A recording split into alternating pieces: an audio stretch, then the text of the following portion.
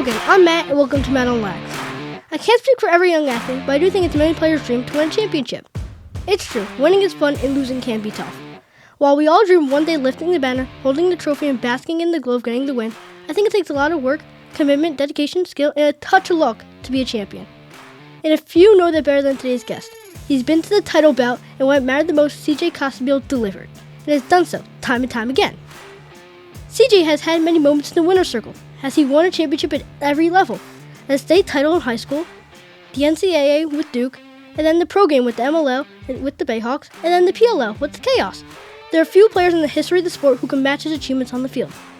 While getting there hasn't been easy, as you'll soon hear, each style chase has only fueled his fire and the passion for the game. So, what does it take to be a champion? Well, here's the guy to ask. Please welcome my friend, CJ Costabile. Hi CJ, thank you for joining me today and welcome to Matt on LAX. Before we get started, I want to ask you, when did Craig James become CJ? And does your family call you CJ or Craig? So it's CJ. Not many people actually know that my real name is Craig James. The only time I actually got called that was the first day of school. My mom yelled at me. But ultimately, my parents wanted to call me CJ, and they filled in the blanks. With that all cleared up, I usually like to start at the beginning. How did you start playing lacrosse? Yeah, so when I look back, I was very fortunate where my parents allowed my brother and I to play, pretty much every sport that we wanted to. Growing up, played football, baseball, basketball, soccer, hockey. And the way I found lacrosse was I got bored playing baseball. When kids started pitching, games lasted 3+ hours, and unless you were the catcher or pitcher, I just didn't have the attention span for it. So I found lacrosse in 4th grade. When did lacrosse become your main sport? So it's interesting, right? Because it's changed dramatically since I started playing. Like when I was growing up, it was very about being a multi-sport athlete. So my predominant sports growing up were hockey, football, and lacrosse. But I'd say where things got really serious was probably in 8th grade for me. Mm-hmm. You were from New Fairfield, Connecticut. What was a lacrosse program like for you growing up? It was interesting, right? I mean, when you think about, Connecticut lacrosse as a whole, if you're not from 4 towns, Greenwich, Wilton, New Canaan, and Darien, are you really playing lacrosse in the state? And I was very blessed to have Coach Marty Morgan, who basically started a lacrosse program within the town.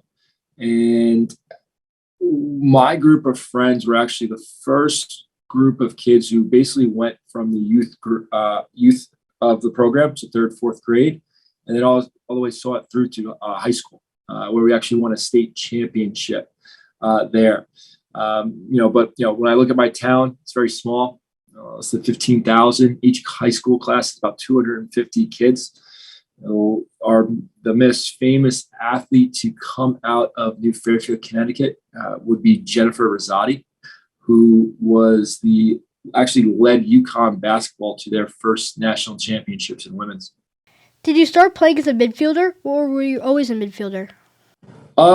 So when you're young, right, you play a lot of different positions at the end of the day. But I did gravitate towards defense at an early age. So 5th grade is actually when I picked up my first long pole. I attempted to maneuver with a 6-foot pole, but when you're a little over 4 feet, it's a little challenging. So cut that down to 5 feet. But I've also played attack before, midfield. I've tried my luck at goalie from time to time. That's actually the path that my brother ended up choosing. But I've always gravitated towards the long stick. So how did you start taking face-offs? Out of necessity, in all honesty. A lot of things happened. So I really started taking face-offs in high school, my freshman year in high school, where somebody needed to do the job. The face-off game, especially back then, I'd say it's less technical than what it is now, where a lot of it was more a battle of willpower. Who wanted that ball more?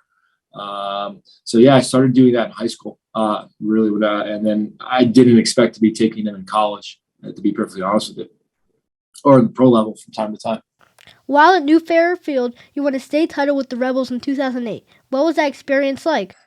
when you look back at that, state championship, being a town that doesn't win a lot of sports, doing it with all your friends that you've grown up with is a very unique experience, right? Meaning, like I said earlier, where all of my friends, we started playing lacrosse together in 3rd and 4th grade, right? So again, there's a lot of years, there's a lot of highs and lows. And, to do that with people that you grew up with is tremendous, because again, that's, when you think about, high school athletics, I mean, that's the pinnacle of it all.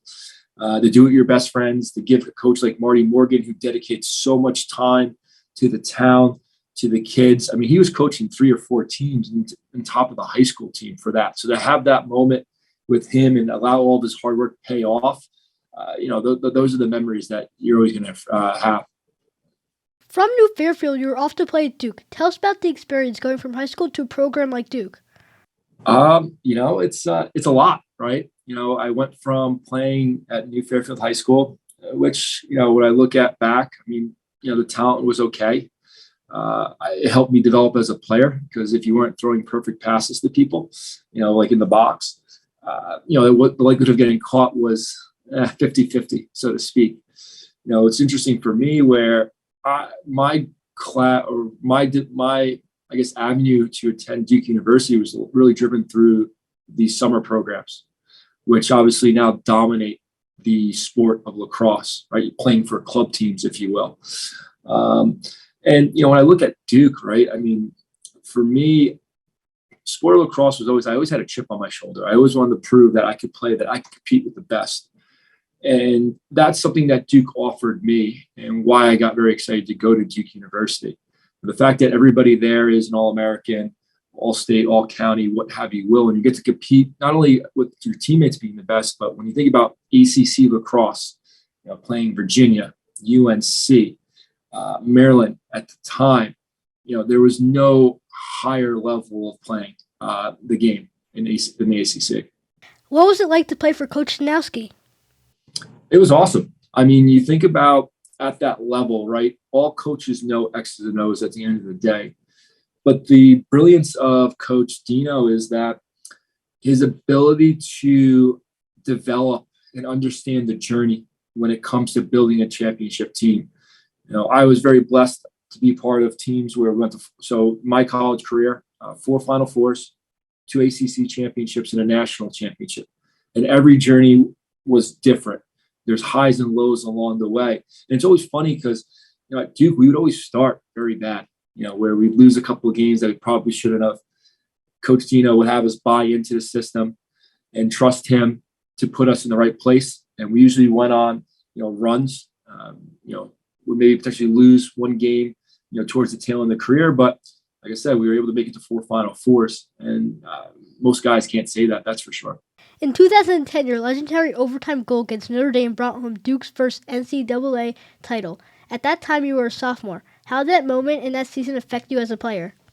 Yeah, I mean, it's pretty dope. When you think about lacrosse, I mean, there was, to be able to have a moment on that stage, is everything. When you really think about the pinnacle of lacrosse, it's college. And I'll say this is that I think Mike and Paul Rabel have done a tremendous job of bringing up the pro game. But when you think about lacrosse and when you're actually fully dedicated to it, right? I mean, you're spending 4 or 5 hours a day, 6 days a week in the sport. And people don't realize it. Lacrosse in college is a 2-season sport, right? You have your fall ball and then you have your spring ball. So, all this starts in August, right? It's a grind. And I love lacrosse. And, there are times where you sit there like, wow, this is a lot. And, when I look back at that moment, I mean, Final Four weekend, you got to play in front of these NFL stadiums in front of 55,000 people. That game was about 35,000 or so. And to have that moment in time, for myself, for my teammates, and then just also the program. You think about the legacy, that happened prior. All the guys who drew a short straw, that was out of their control, and to kind of cap off, some of, the guys who went through things like in 2006 and to leave with a national championship. I mean, you had a lot of guys who stayed there for 5 years. Some guys who didn't even play, but they ended on a winning note. And a lot of guys can't say that. Really cool. Have you and goalie Scotty Rogers ever talked about that moment? Scotty Raj? Absolutely. Scotty's a great guy. You got to give him a lot of credit. I look back at the game, you look at that tournament as a whole. I mean, he kept Notre Dame in that game. The amount of saves that he made with his tree trunks of legs, stood on his head. You can't root against the guy. And he's just a genuine guy. I like to have fun with him from time to time. He can bust his chops a little bit from time to time. But, we've talked about it before, to say the least. From Duke, you were off to the MLL to play for the Lizards, then to the Bayhawks, where once again you won a championship. What was it like to play in the MLL at that time? The MLL, it's interesting, right? Because when you look at the MLL and the development of it, my life changed a little bit because I was focused on other things during my time in the MLL, where you're focusing on other careers. Because the thing is with lacrosse, when you think about it, not a lot of guys were making, when I first came out of college, you're not making a living playing the sport. The whole concept and idea, those NCAA commercials, go pro in something other than sports, it's pretty prevalent in the sport of lacrosse that, a lot of individuals are, I'd say working in some sort of jobs, whether it's finance, lawyers, or other corporate opportunities. And the transition towards the tail end has been pretty cool as far as you now have more guys in the league, in the MLL, as well as now the PLL, that are full-time in the sport. And that's going to make for a much better product. Meaning that they're coaching, giving lessons. When you look at that championship, going back in the MLL 2018, right, with the Bayhawks, all these championships, they have different highs and lows, different difficulties that you have to combat, right? As an example, when you think about the MLL, you only get to practice once a week, and then you play once a week, right? So a lot of the onus is on yourself to get your body ready and be prepared. And, a lot of times, unfortunately, life does get in the way for some guys. But I was very fortunate, to be with the ownership group with BK, Brian Kelly, where he supported us in all aspects, gave us everything that we needed. Didn't realize I would like Maryland Terrapins as much as I do. A great group of guys. But you had a great core nucleus. And the fact that we went through some struggles throughout the years, not making the playoffs, and to cap it off with the championship out in Denver against the Outlaws. Yeah, man, that's what it's about, right? Winning's fun. When the MLL merged with the PLL, you found your spot in the chaos. What has the experience been like in the PLL? Yeah, so for me, right, it was a little bit of a challenging road, in all honesty. When you look at the expansion draft for the PLL, when the MLL folded, my name wasn't selected. I made one phone call to Tim Sudan, who is the coach of the Chrome, to see, what happened exactly. Am I just not a good player, this and that. Talked to him, he had his guys. He actually gave me a call the last day before you can make roster moves for training camp, brought me in saying that, he likely wasn't going to take me because he has his people, but maybe somebody picks you up. So I'm like, I appreciate the opportunity. At the training camp, ended up, obviously not getting picked up. And, a couple of weeks go by and, 3, 4, 5 weeks in, not getting a phone call, nothing, anything. I thought I was retired, in all honesty. I was in the Maldives with my girlfriend, enjoying my retirement. And lo and behold, as I'm about to leave the island in the airport, I get a text from Coach Towers being like, hey, did you hear that we picked you up? And, I gave him a call, he kind of said the same exact thing. And I said, no, I did it, kind of away. He goes, well, here's the deal. Like, if, XYZ happens, we want to bring you in for an opportunity to play. And, lo and behold, that, the Sunday after, the next week, that Monday after the game, he gives me a call like, hey, you want to play in Long Island for us? And I'm like, absolutely, no questions asked. And, to be part of that team and be part of the, turnaround. The team, I don't think they were 0 for maybe like 1-4 in the first half of the year at the end of the day. And I think we only ended up losing 2 games moving forward after that, which was very cool. And then obviously bringing home a championship that year. Talking about Coach Towers has a big personality and is a true force of nature. How is it playing for him? You are correct about the true force of nature, and everything there is absolutely factual. I will say this, tough lessons learned for myself is you got to worry about the forearm shiver that Coach Towers gives you when you come off the off the field when he's in excitement. So most people just give like a nice casual dap up. He's more of a dap, and then he'll throw his forearm right into your sternum. And most guys aren't wearing shoulder pads, so you got to watch out for that because he's a big man with a lot of energy. Honestly, one of my favorite guys to play for. And a lot of that also to do, not only with his personality and his energy, but also just the honesty and transparency that he has. His ability to be willing to have difficult conversations with guys and explain to them, this is my thought process, this is the reason why, you're playing or you're not playing. Where sometimes some guys hide away from that as a coaching staff. It's not the pleasant part of your job, but it's not something you have to have. You have to be honest and open with people so they know what they can correct. And he's just I have difficulty trying to figure out if I could play for anybody else in the pro ranks, in all honesty. You've been a key player on this team, holding down many different roles. You're a defender, but also a shooter, and you're also taking faceoffs. Do you prefer one role more than another? I prefer so for me, versatility has always been a part of the game, right? You want to be a Swiss Army knife, especially when you have 19-man rosters, right?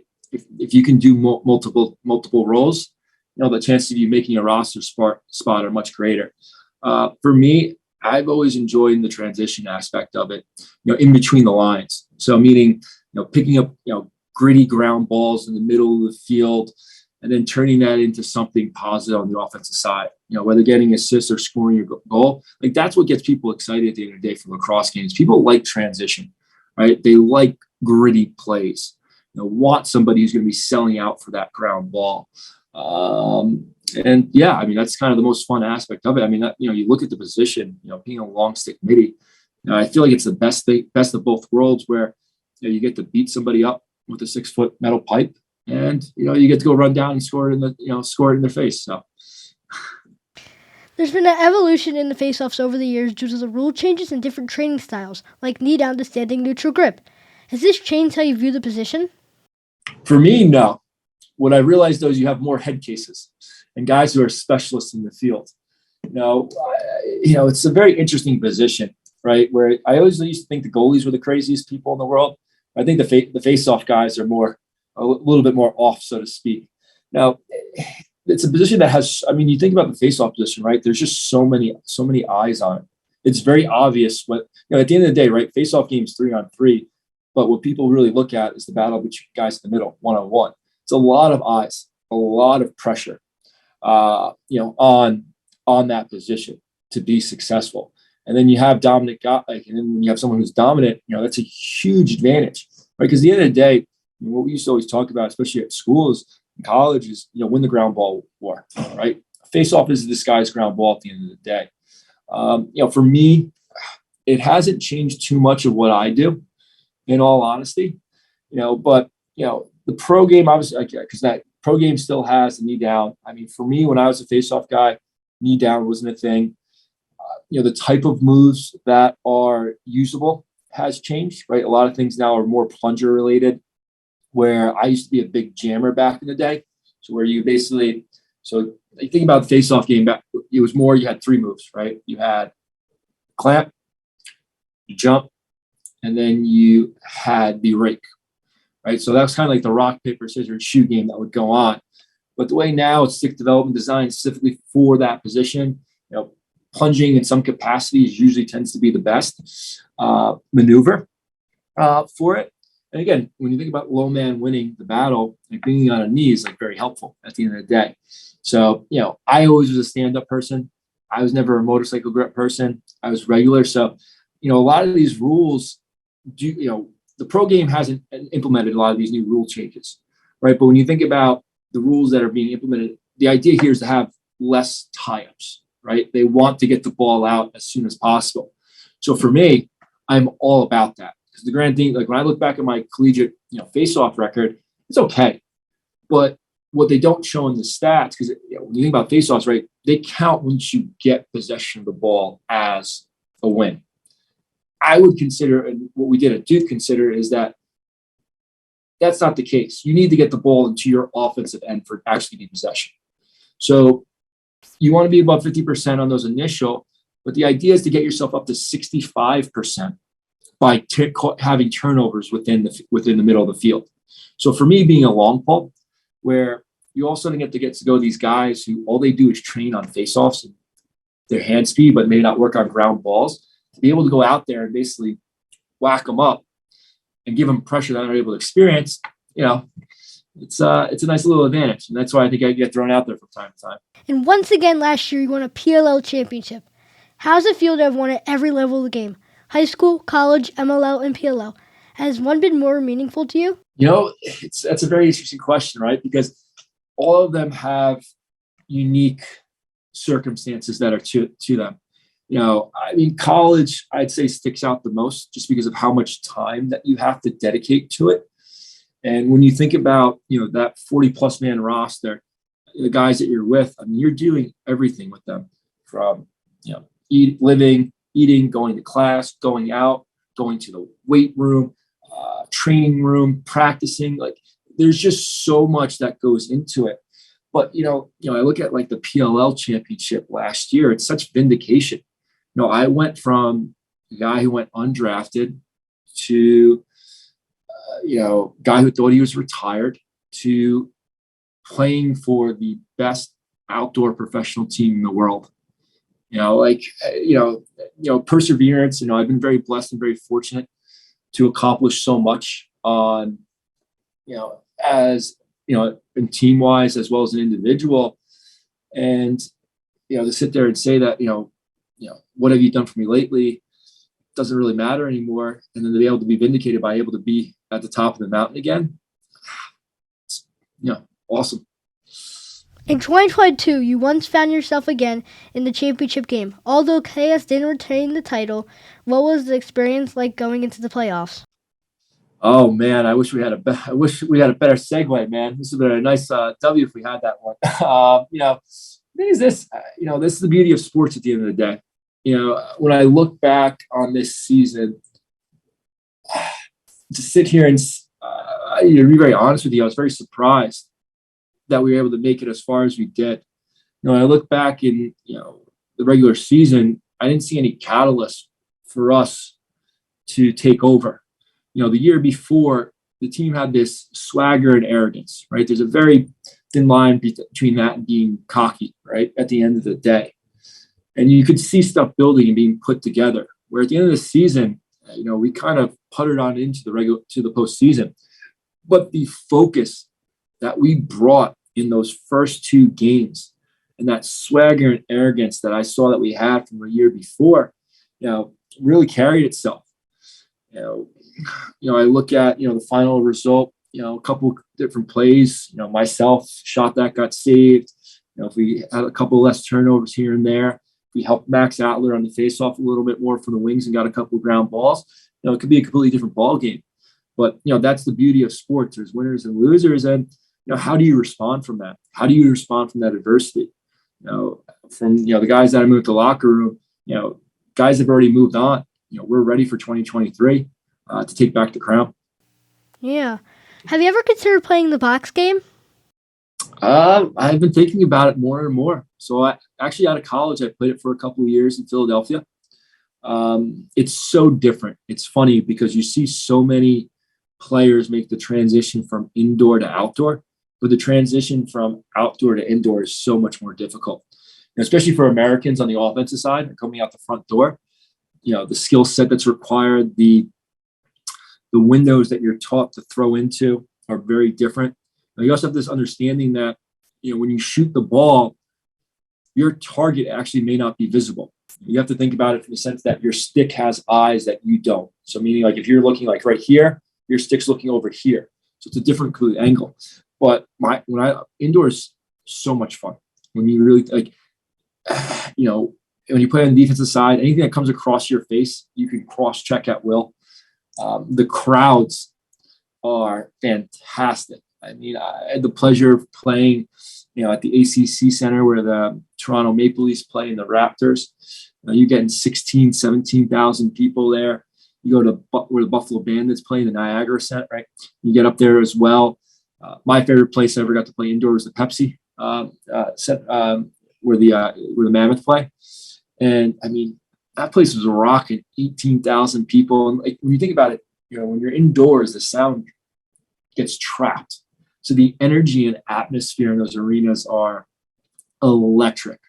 So yeah, this is a tough battle that I'm contemplating, seeing if I want to try to, because I'm a little bit more established in my career, that I'm seriously contemplating. So we'll see what happens. Many of our audience are young and upcoming athletes. What is the most important skill for a young player to develop or work on? The most important skill to develop, you got to take into account the fundamentals, in the sense of that your stick needs to basically be an extension of yourself in terms of being able to pick ground balls, catching and throwing. Growing up for me, I always had a stick in my hand. I'm not saying that you have to play lacrosse constantly, but I remember, in the house, like I'd be with my fiddle stick, I'd be like walking up the stairs, dodging the railings or dodging corners of the walls of my house, and trying different things as well. Going in the backyard or going up to the high school, shooting the ball around, learning how to throw behind the back or around the world, just to bolster your capabilities. For me, the other thing is you just have to have the desire and drive to do it, right? The thing is, like for me, like I was very fortunate where if I said yes and I wanted to do something, my parents were willing to drive me, across country if they had to, to facilitate that. You have to make sacrifices. You have to, sometimes not hang out with your friends at the pool, to get better. Again, if that's what you want. When I look back, I wouldn't change anything in that regard. But, if you want to be great, I think we live in this society of instant gratification. People see Instagrams and the TikToks and think that this stuff just happens, and it doesn't. There's just so much hours that go behind those moments. And you have to put in the work if you want to make it to that next step or take your game to the next level. Many young athletes struggle with self-confidence. How and when did you develop your confidence as a player? Yeah, I mean, listen, I think it's always a fire that you have to have internally. I mean, something you develop in the sense that, you just have to have this fire that you essentially want to beat the other person across from you. Or you have to have this confidence, I go back to swagger and arrogance, that you are a competitor and that you're going to win this battle. Like a funny moment for my life, just I guess how maybe overly competitive I was I did a lacrosse camp with Casey Powell, who 4-time All-American at Syracuse, all-time great, all-time leading scorer professionally, played indoor, outdoor, Hall of Famer, was actually inducted the first PLL Hall of Fame class. And it was funny because I told him I want to go one-on-one with him. He agreed to do it after the camp. And then lo and behold, the venue that we were in had some other thing going on right after, so we were able to do it. And I remember I was crying on my way home, thinking that I was actually going to take this guy's cookies, being a 12-year-old kid and, being, in the prime of his professional career at the time. So, you have to have this belief in yourself that you are going to be successful. Because if you don't, you've already lost that battle. Yeah. It's clear you're a competitive person. Where do you get your competitive edge? Probably from my mom, in all honesty. I say my dad's more of a Gandhi kind of guy who's always trying to reel that in. But my mom used to play softball back in the day. Used to go with all her friends, go to her games, watch. She wore the number 9. That's the reason why I wear my number. This is what my mom used to wear. And also growing up, I played against a lot of older kids. I was a younger one, so when you play, football in the backyard, grew up in a condominium or playing any other game, when you're a small guy, you're going to get beat up a little bit, but in the long term, I do think that pays dividends later down in life. Do you get nervous before your games? It's interesting you say that. Not as much as I want to, in all honesty, because nerves are a good thing. Because nerves means something that there's something for you to lose at the end of the day. So like when I think about like my professional career, like right now, the games that you're nervous about are more, I'd say, the playoff games. Like in college, it was probably more consistent.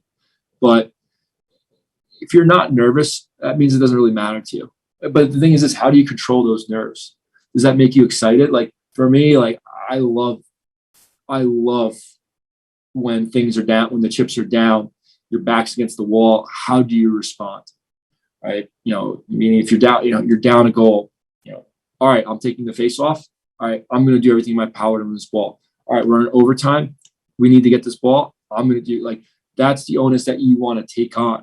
Right? You want to be the guy that takes that last shot. How important is the mental game in the development of a young athlete?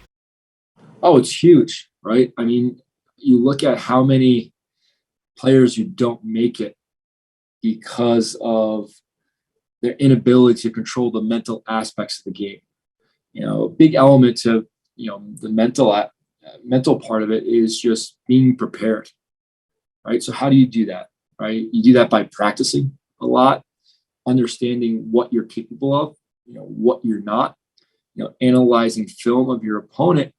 But if you're prepared, all those other things, should fall away to the wayside, right? So it's a huge aspect, people focus a lot on just the physical, catching, throwing, all that. At the same time as you do have to work your mind in preparation for, playing. What do you know now about lacrosse that you wish you knew when you were younger? That's a good one, Matt. That's a very good one. The fact that lacrosse was going to turn into what it was going to turn into, in the sense that you got to have guys that are full-time into it. Looking back, I think I would have done some different things career-wise, or maybe I would have been full-time in the sport for a little bit. Like as an example, I had an opportunity to coach high school out in California doing an appraisal job. And I just didn't take it because I didn't think, it made sense for my career. Didn't want to be away from my family. But, when you think about, as you get older, the years matter less. And, a year out in Southern California wouldn't have been the worst things for me. In your opinion, what makes a good coach? A good coach is someone who is, I say, just very honest and also adaptive, right? Where you have to be honest with your players, telling them what they're good at, but I think equally as important, what they're bad at, and get the most out of them in that regard. And I think you also be adaptive in terms of your strategies and how to get the most out of somebody, because not every athlete is going to respond the same way from a specific coaching style. Those would be, I say, two of the biggest things. X's and O's come. At the end of the day, all guys know those. Mm-hmm. In your opinion, what makes a good player? Good player is a great teammate, right? Where thing is, this is you. In order to be a great player, you have to make the people around you better, right? Are you helping the team's mission to, be successful? A guy who's worried about his stats, where he goes 3-4, yet the team lost, and he dodged 20 times is not, to me, not a good player, right? How can you get the most out of your teammates? Is that you being a vocal leader, or is that somebody who's leading by example, doing the gritty things, leading from the front, so to speak? But I'd say those are the characteristics that I see and admire, and what I would consider somebody to be a great player or a good player. Mm-hmm. What motivates you today as you continue to play? You know what? A lot of it has to do just proving people wrong. The fact of the matter is that that's how I started. Having this chip on my shoulder, feeling like that because of where I'm from. Didn't get proper respect from my playing abilities. You look at a lot of things. Unfortunately, things are political. Looking back, things are political because coaches look out for their guys. But at the end of the day, the beauty of sports is it's very obvious if somebody has it or something they don't. For me, my career has been reinvigorated by the fact that, people counted me out, right? Like I said, I was out of a job. I thought I was done playing professional lacrosse. Have a championship. I'd rather have 2 championships. I was very fortunate to be nominated, LSM of the year. Michael Earhart's a stud. But to be kind of considered in those rankings when, like I said, thought I was done, it's cool. CJ, now it's time for a video question. Here's Jake. Hi CJ, I'm Jake. I'm 12 years old and I just started playing long pole. What's the right length for my stick? Should I cut it or does it go by my height? So I would say you got to cut it.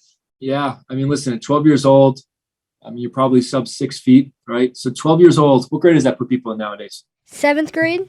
7th grade? So 7th grade, yeah. I think you're probably at a point where like 5.5 at the high end. It also depends on size though too. I remember back in the day, we had some freakishly large kids at 12 years old who were 6 foot, where it makes sense. But if you're running around tripping over your stick, absolutely cut it a little bit. Don't cut the really nice ones. Maybe buy a used one. I played against sports, something along those lines, to make sure that you're able to handle it. But yeah, that'd be my advice. Yeah. Do you enjoy any hobbies outside lacrosse? Absolutely. You have to have a life outside the sport. For me, it is traveling. So my girlfriend and I do extensive traveling in the off season. We try to visit 3 to 5 countries each year.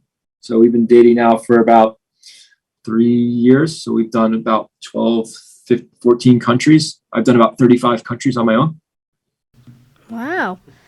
After all you've achieved on and off the field, what would a fan find surprising to learn about CJ Costabile? Fan surprising?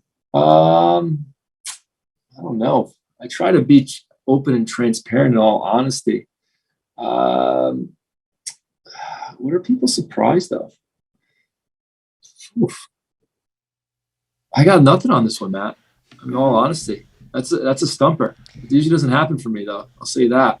But I heard you were big. Actually, I'll take a step back, Matt. What's actually surprising to most people? My real name's Craig. In all honesty, that's actually usually one. So, funny fact about that, because usually that doesn't come out. It's usually for me like back when I was my single days was a bar trick to talk to girls at times. But it's funny because most guys don't know it. So like when people find out like practice or they see my ID randomly, they'll start calling me Craig. So if we're doing like line drills, they'll be like, oh, one more Craig, stuff like that. Like Chad Wienermeyer played at Princeton back today. Love that. Dan Burns, love that as well. So yeah, that's usually a good one. I did hear, though, you were a big Formula One racing fan. Is that true? This is factual. Yes. So I Drive to Survive got me hooked on Formula One. Been to 2 races, went to one in Mexico City back in 2018 prior to COVID. Then I had the pleasure to go to the race in Abu Dhabi last year, where Max Verstappen took the title from Lewis Hamilton under questionable circumstances, might I add, but nonetheless, he is the world champion right now. Here's a race car question for you. What's the fastest ever speed of a Formula One racing car? Fastest speed? Wow. Are we talking like 250 miles an hour? What are we talking? 246.9 miles per hour. That wasn't too bad. Pretty close. I hope you're not driving that fast, though. I wish. I one of my goals in life is to get in a Formula One car and get on a track in Europe someday. So, zoom. Well, CJ, it's time for the Mad Attack. Here's a collection of fast shots. Are you ready? Hit me. 3 words to best describe yourself. Happy, humble, excited. Best thing about growing up in Connecticut. I've had such good relationships with my friends that I still maintain to this day. What was your favorite college course? Ooh, American history. Who's your biggest lacrosse influence? That's a tough one, man. Wow. The thing is, I've taken so much from so many different games. If I had a name, Dan DiPietro, Ryan McClay, Tim Sherk, or a couple of guys. What is your favorite sports movie? Any Given Sunday. What's your favorite snack? Welch's Fruit Snacks. What did you want to be when you were little? Firefighter, like my dad. Favorite location you've traveled to? Australia. Melbourne, Australia. What does your favorite t-shirt say? My favorite I like just solid colors. It's like this as an example. Something like this. What is the strangest thing you've ever eaten? Oof. Wow. I've eaten grasshopper before. Ew. What celebrity would you like to meet? I think Matthew McConaughey. Have you ever used jumper cables? Yes. What would be your superpower? Teleporting. What's your favorite smell? Beach. What is your hype song? Hype song? Oof. Usually anything Eminem related. Are you a good driver? I consider myself a good driver. What's the last thing you bought? Last thing I bought was a pair of sneakers. Union Passport sneakers. How often are you asked if Brian Costabile is your brother? Quite often. What's your biggest pet peeve? Inconsiderate people. Have you ever run a marathon? God, no. The most I've ever run in my life is 3 miles. Continuous. Are you good at fixing things? I can. Who makes you laugh? Girlfriend. And finally, work hard or play hard? It's a combo, man. Gotta be both. CJ, you're no stranger to championship moments. So now it's time for a very special segment. The first ever CJ Costabile Lacrosse Awards. This is an award presentation where we give you a category and you pick the winner. Okay. This could be anyone who played the game of lacrosse. Are you ready? Yep. Favorite attackman? Favorite attackman? Casey Powell. Favorite short stick midfielder? Short stick midi, Will Haas. Favorite long stick midfielder?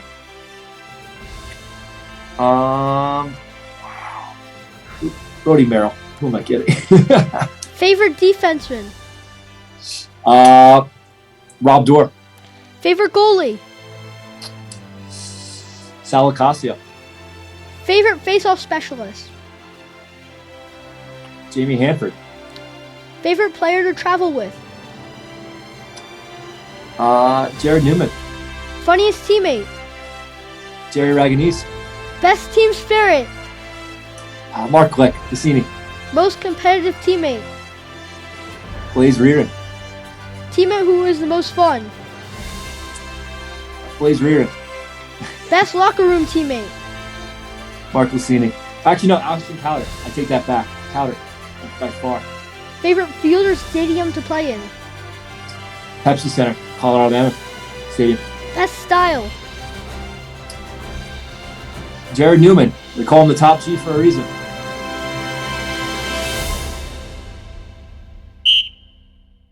Now it's time for the turnover. Do you have a question for me? Yeah, absolutely, man. So what made you get into the booth? You got a knack for it. You got your technology and your brother, but what made you decide that you want to get behind the microphone? You know, you got a lovely voice for it, but what do we got here? Well, these are lessons from the top. I want to share my experiences so young players can learn and grow the game. Yeah. And RJ and Clark may need some help soon. Hey, man, I like that. Listen, you know, you're not putting your resume out for the job, then, you know, what are you doing kind of thing. So. Before we leave us today, I have 2 final questions. What is the best advice you've ever received as a player and who gave it to you? Hard work works when talent doesn't work. Yeah, I said a couple of times. Jerry Walsh, I think, was the first person that mentioned that to me, though. He's Coach Brewster. What advice would you give to a young player as they continue to play the sport? When you think about the best advice I can give is that enjoy it, love it. Because if you don't, it's not going to work out for you. You know, you don't want to ever get burnt out. So, you know, if it does mean, you know, playing other sports to develop your skill set, to kind of change it up, but make sure you love it and that you're the one who's driving the boat, so to speak, as opposed to your parents. And finally, finish this sentence. Lacrosse is? Lacrosse is life. CJ, thank you for spending time with us today. This was really fun.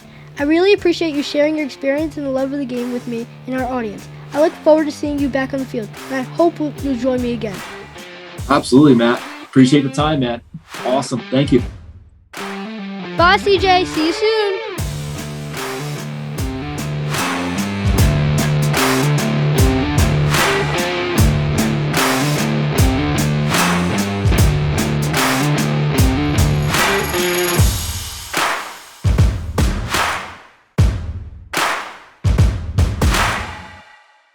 Hey, it's Matt. Go check out my website at mattonlax.com.